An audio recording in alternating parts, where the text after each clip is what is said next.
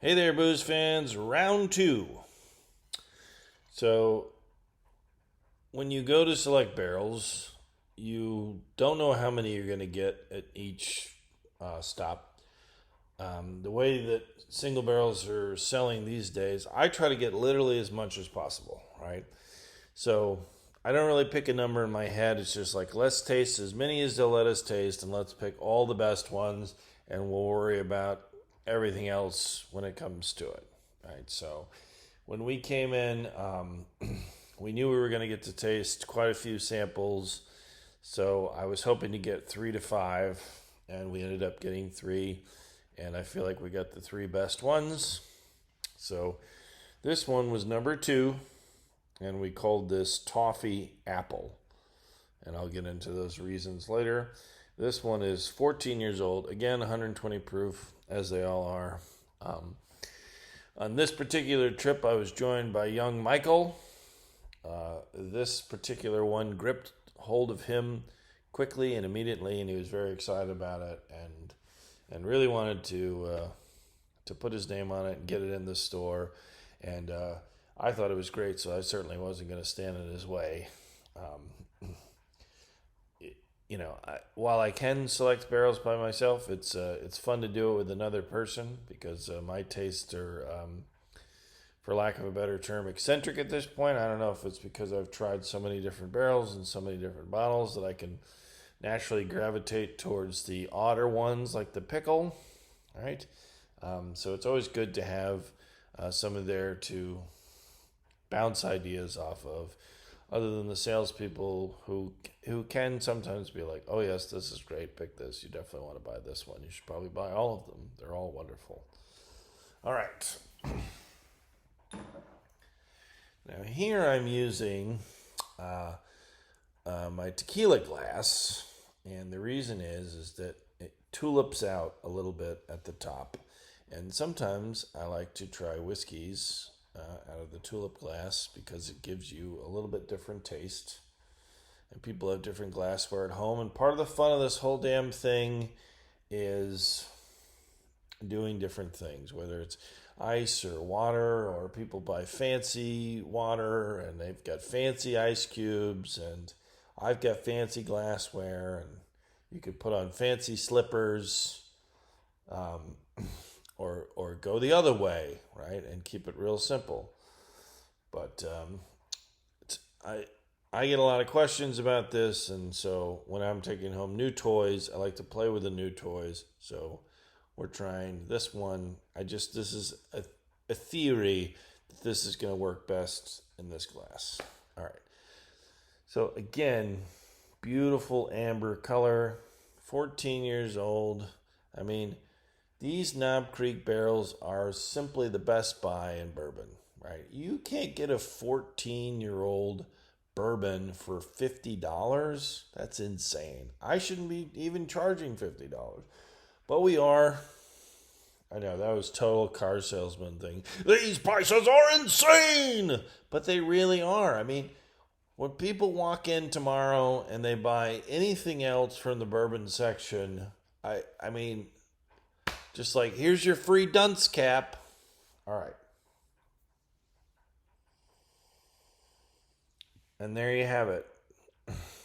I'm getting the caramel and the fruit.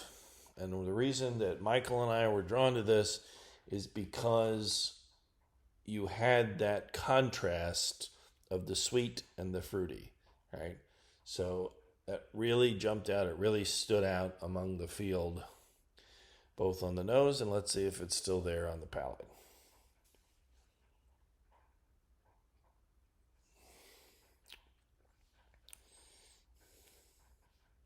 So there's your spicy caramel at the front, and then right here, green apple. So that's a lot of fun, and again, because of the age, it's holding that heat so well.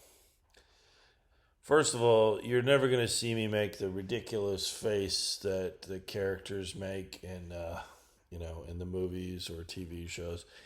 And I hate it when the characters introduce me as this, oh, he's a hard drinking, boozing guy. And then he takes a sip of whiskey and he goes, I'm looking at you, Dennis Leary. I think you hear me knocking, and I think I'm coming in. Right? Rescue me.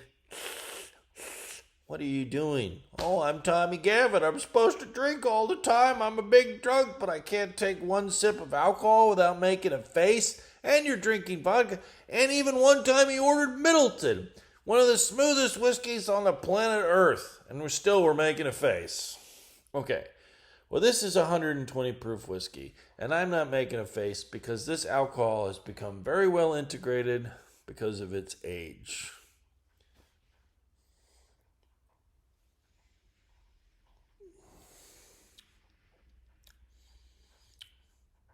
That is fun. Sweet, spice, fruit. And there it goes. Just this beautiful green apple. This bright green apple. One of the last things that I would expect, right? Not a Knob Creek signature that I'm aware of. And it's still there. It's just sitting on my tongue. This wonderful green apple. So now we're going to put a splash of water in there, and we do it Dr. Bill Lumsden style. Finger in glass, drip, drip, drip. Again, Dr. Bill Lumsden, master distiller for Glenmorangie and Ardbeg. How do you make whiskey for two dramatically different distilleries? You're a fucking genius, that's how. All right. So on the nose, the water has pushed the caramel up just on the nose.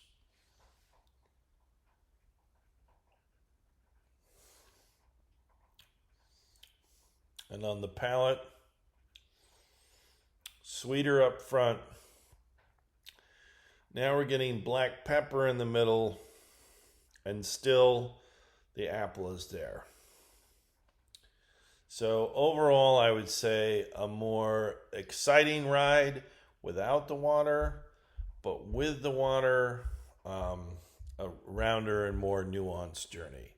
So try it both ways. Again, that's the fun of it. And again, these suckers are going to be gone so fast. And people will be like, do you have anything like the caramel apple? No, because single barrels are unique, and that's what makes them so special, right? You love them when they're here, and then you mourn them when they're gone. But that's okay, because we're going to go pick more. Cheers.